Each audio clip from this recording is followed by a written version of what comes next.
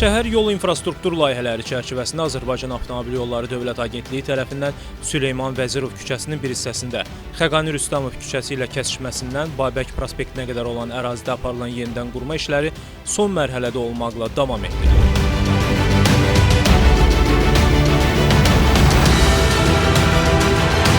Uzunluğu 1100 metr olan sözgedən küçənin hərəkət hissəsinin eni 14 metr təşkil edir.